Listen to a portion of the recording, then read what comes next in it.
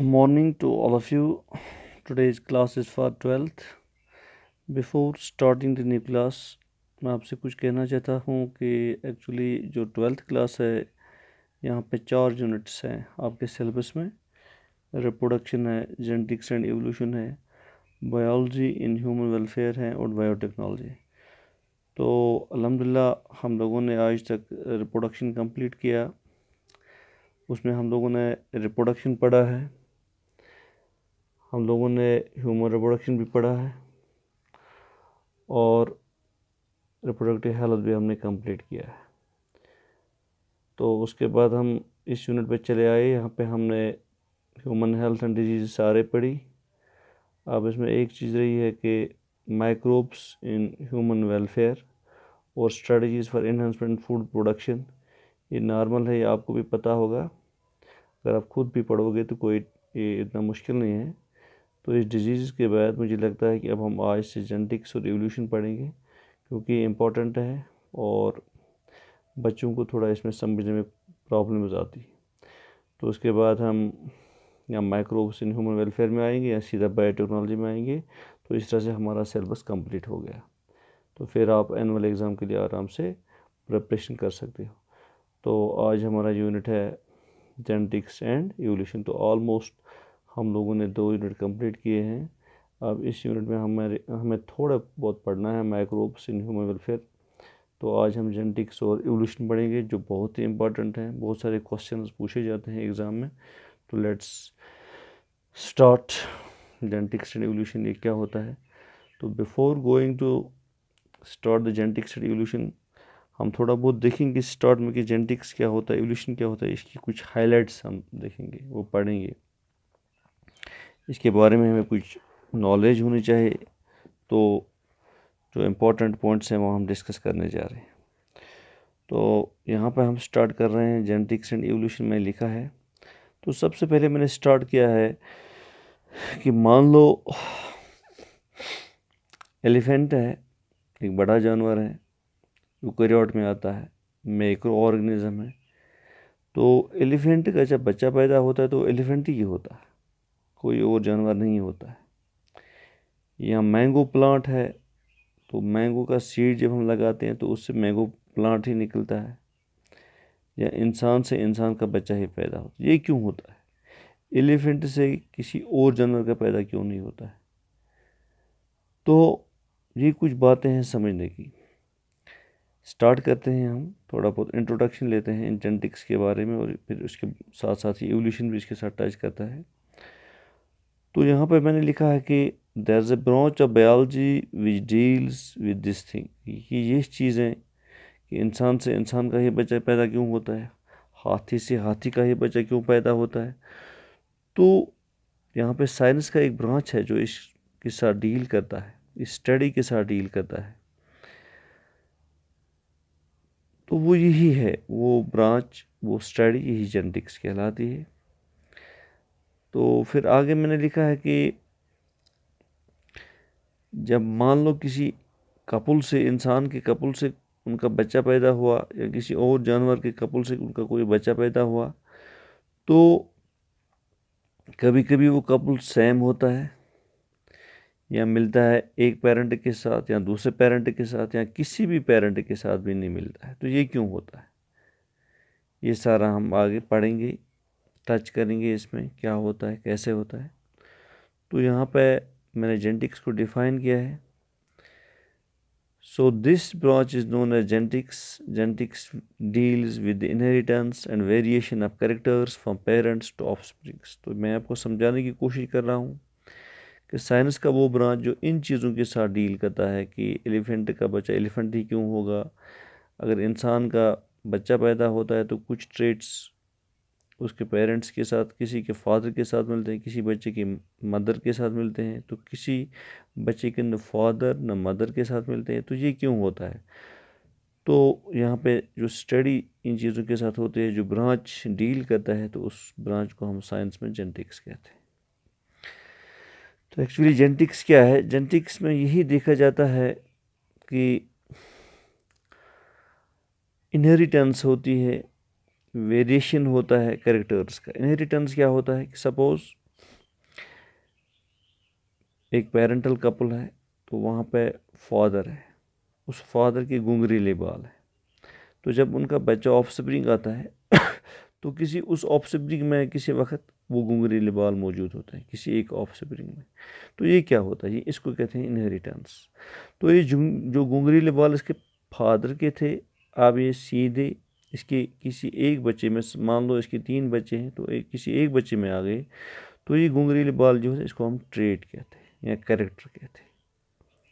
या किसी माँ की नीली आँखें, ब्लू आइज, तो कोई गर्ल, डॉटर या सन, तो वो इनहर्ट करता है, यानी कि 3 या 4 बच्चों में से एक बच्चा होता है जिसकी ब्लू आइज होती हैं, तो उसने उस वक़्त वो ट्रेट इनहर्ट किया है अपनी माँ से थ्रू जीन्स। चूँकि हमें ऑलरेडी पता है कि सेल होती है, उसके अंदर न्यूक्लियस होता है, न्यूक्लियस के अंदर क्रोमोसोम्स होते हैं। तो क्रोमोसोम क्या है, वो जेनेटिक मटेरियल होता है, उसमें जीन्स होते हैं। तो यही जीन्स रिस्पॉन्सिबल होते हैं फॉर दीज ट्रेट्स। कोई इंसान लंबा है, कोई छोटा है, कोई मोटा है, कोई पतला है, किसी के स्ट्रेट हेयर है, किसी के कर्ली हेयर हैं, किसी की आइज़ ब्लू है, किसी की आइज़ ब्राउन है, किसी की आइज़ ब्लैक है, कोई वाइट है, कोई ब्लैक है। तो इन सारे ट्रेट्स के लिए जीन्स हमारे रिस्पॉन्सिबल होते हैं, जो हमारे क्रोमोसोम में होते हैं, यानी कि सेगमेंट्स ऑफ डीएनए। क्योंकि क्रोमोसोम्स क्या होते हैं, ये न्यूक्लियोटाइड्स होते हैं, डीऑक्सी न्यूक्लिक एसिड की डीएनए के। तो डीएनए चूँकि डबल स्ट्रैंडेड एक हेलिक्स होता है, तो वहाँ पे जीन्स होते हैं, तो वही जीन्स रिस्पॉन्सिबल होते हैं फॉर दिस ट्रेट। तो हम यहाँ बात करते हैं कि जेनेटिक्स डील करती है इन्हीं ट्रेड्स के साथ कि कौन कैरेक्टर, कौन ट्रेड पेरेंट से उसके ऑफस्प्रिंग में चला जाएगा या नहीं चला जाएगा, या बिल्कुल ज़्यादा कैरेक्टर चले जाएंगे। तो इसको हम कहते हैं इनहर्टेंस। इनहर्ट हो गया कोई चीज़ अडॉप्ट करना, लेना, पास ऑन करना अपने अंदर अपने पेरेंट से। तो या किसी वक्त वेरिएशन आती है, यानी कि बच्चा ऐसा होता है ना वो मिलता है बाप के साथ ना माँ के साथ, वहाँ टोटली वेरिएशन होती है। वेरिएशन हो गई, डिफरेंस, चेंज। तो ये भी देखना है कि हम ये वेरिएशन कैसी आती है। तो इस चीज़ के साथ जो ये डील करता है, तो उसको हम जेनेटिक्स कहते हैं, उस स्टडी को।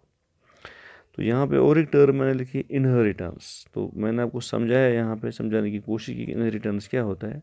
तो इनहेरिटेंस यही प्रोसेस है जिसकी वजह से जब ऑफस्प्रिंग पैदा होता है, तो उस ऑफस्प्रिंग में कोई ट्रेट, कोई कैरेक्टर पेरेंट से इनहर्ट होता है, चला जाता है, पास ऑन होता है from parental couple to its offspring. तो उस वक्त हम उस ट्रेट को इनहेरिटेंस, इस प्रोसेस को इनहेरिटेंस कहते हैं। यानी कि उसने कोई कैरेक्टर, कोई ट्रेट इनहर्ट किया है, पास ऑन किया है, रिसीव किया है अपने पेरेंट्स से। यानी कि जैसे किसी के कर्ली हेयर है, तो वो चले गए उसकी किसी ऑफस्प्रिंग में, तो उसने ये ट्रेट, ये कैरेक्टर इनहर्ट किया है। या किसी की ब्लू आइज़ है, या किसी की स्किन वाइट है, तो उसने वो इनहर्ट किया है। या कोई 2 पेरेंट्स में से एक लंबा है, तो कोई बच्चा भी ऐसे ही लंबा होगा, तो उसने ये ट्रेट इनहर्ट किया। तो इस प्रोसेस को हम इनहेरिटेंस कहते हैं। तो यहाँ पर मैंने आपको बताया, it is the process where traits और कैरेक्टर्स और being passed from parents to offspring. Simple definition है।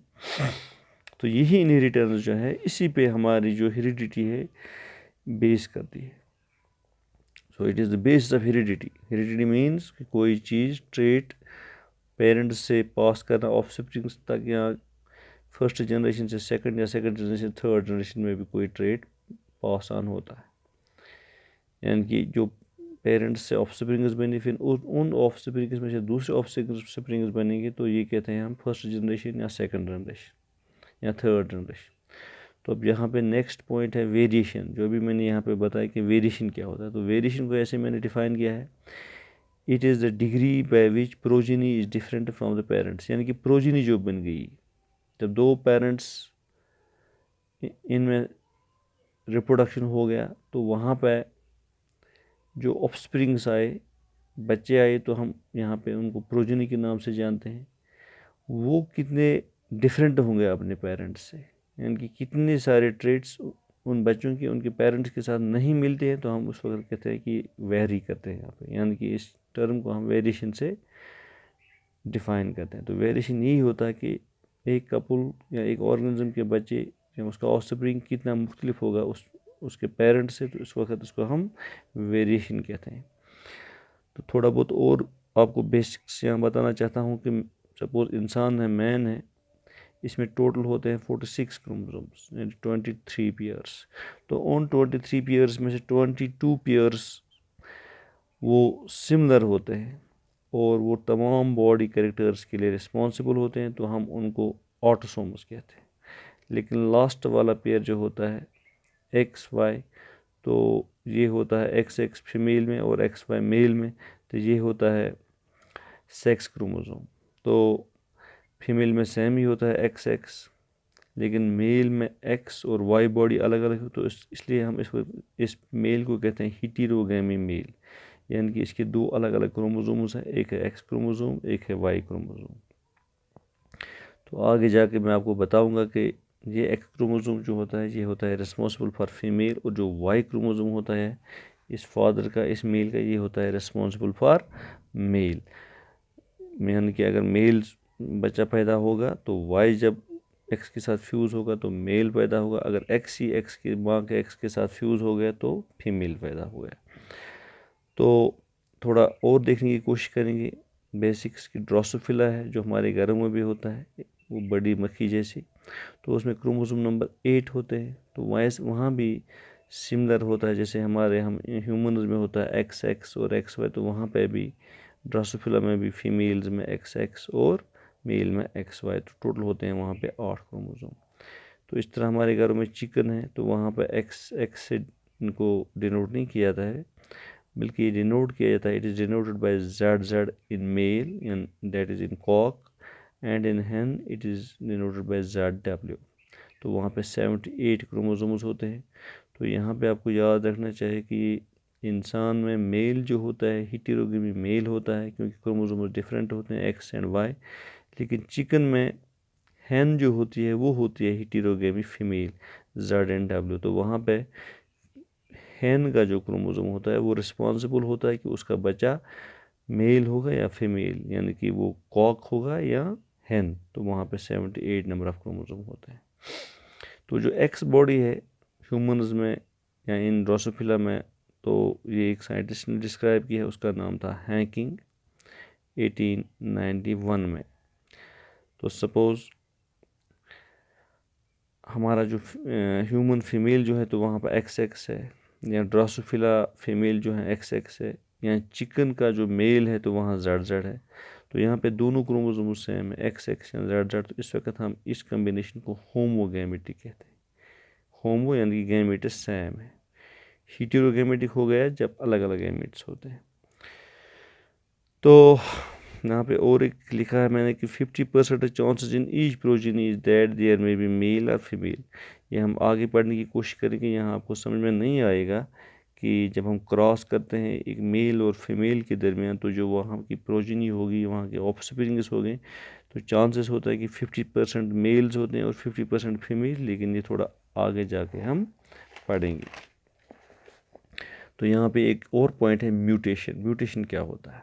तो एक्चुअली म्यूटेशन होती है चेंज, यानी कि हमारे सेल में न्यूक्लियस होता है, तो न्यूक्लियस में क्रोमोसोम, तो क्रोमोसोम ही उसके अंदर जेनेटिक मटेरियल सारा होता है कि वो डीएनए न्यूक्लियोटाइड्स का बना होता है। तो एक्चुअली वहाँ पे जीन्स होते हैं और वही जीन्स रिस्पॉन्सिबल होते हैं फॉर एनी कैरेक्टर। तो जो ये न्यूक्लियोटाइड चेन्स होते हैं डीएनए की, तो किसी वक्त किसी न्यूक्लियोटाइड सेगमेंट में कोई चेंज आती है, या वो डिलीट होता है सेगमेंट, या उसमें कोई सेगमेंट ऐड होता है, तो वहाँ पे एक चेंज होती है उस ऑर्गेनिज्म की जीनोटाइप में या फिनोटाइप में। जीनोटाइप हो गया अंदर से, तो फिनोटाइप हो गया फिजिकली, जो ऑर्गेनिज्म दिखता है वो उसमें थोड़ा चेंज होती है, तो उस वक्त हम कहते हैं कि इसमें म्यूटेशन हो गई है, ऑल्ट्रेशन हो गई है, चेंज हो गई है उसकी डीएनए सीक्वेंस में। तो इस तरह से कोई भी चेंज जब ऑल्टरने ये इस डीएनए सीक्वेंस में कोई चेंज आती है, कोई चीज़ ऐड होता है या डिलीट होता है, तो वहाँ पे उस ऑर्गेनिज्म के जीनोटाइप में या फिनोटाइप में चेंज होता है, ऑल्ट्रेशन होता है, तो उस वक्त हम उस प्रोसेस को म्यूटेशन कहते हैं। तो आगे लिखा है कि देयर मे बी एडिशन और deletion of A segment bye DNA which will result in abnormality और एबरेशन। तो कभी कभी ये म्यूटेशन जो होता है इससे एबनॉर्मलिटी भी होती है, प्रॉब्लम्स आती हैं इस ऑफस्प्रिंग में। तो लास्ट पे मैंने आपको यहाँ पे दिखाया है कि लीथल जीन, और एक कि लीथल जीन क्या होता है। तो लीथल जीन, इसको हम लीथल एलील भी कहते हैं। एक्चुअली जो हमारे क्रोमोसोम्स होते हैं वहाँ पे जीन्स होते हैं एक ख़ास पोजीशन पे, उससे हम लूसी भी कहते हैं, लोक्स। एक ख़ास लोक्स होता है, एक ख़ास पोजीशन होती है वहाँ पे क्रोमोसोम्स में, वहाँ पे जीन्स होते हैं। तो एटलीस्ट एक, जब दो जीन्स आते हैं, एक आता है सपोज मेल से, एक आता है फीमेल से, वो एक ख़ास पोजीशन पे बैठते हैं। तो वहाँ पे वो जो दो जीन्स होते हैं, यानी कि उस वक्त हम उनको कहते हैं एलील्स, यानी कि दो एलील्स वहाँ पे एक ट्रेट के लिए रिस्पॉन्सिबल होते हैं। एक क्रोमोसोम के एक ख़ास पोजीशन पे होते हैं, लोक्स पे होते हैं। तो वहाँ पे वो एक कैरेक्टर के लिए रिस्पॉन्सिबल होते हैं। लेकिन कभी कभी क्या होता है कि कोई जीन या कोई एलील एक लोक्स पे होता है, लेकिन वो लीथल होते हैं, यानी कि वो उस जिस ऑर्गेनिज्म में ये होते हैं उस क्रोमोसोम की किसी पोजीशन पे होते हैं, लेकिन वो रिस्पॉन्सिबल होते हैं for the death of that organism. तो उस वक़्त उस जीन को हम, या उस एलील को हम लीथल जीन कहते हैं। तो मुझे लगता है कि इतना सारा आज काफ़ी है। कल आगे चलते हैं और कुछ टर्म्स या इन कंडीशंस के साथ हम टर्म्स पढ़ेंगे, कुछ डेफिनेशंस पढ़ेंगे, क्योंकि जेनेटिक्स जो है ये मेन इसमें आता है, मेन टॉपिक है 12th का। तो धीरे धीरे सब कुछ आप इंशाल्लाह समझ जाओगे। होप जो आज तक मैंने आपको आज इस टॉपिक में पढ़ाया आपने समझा होगा। अगर कहीं पे कोई प्रॉब्लम आएगी तो डू कॉल मी और do message me. Thank you.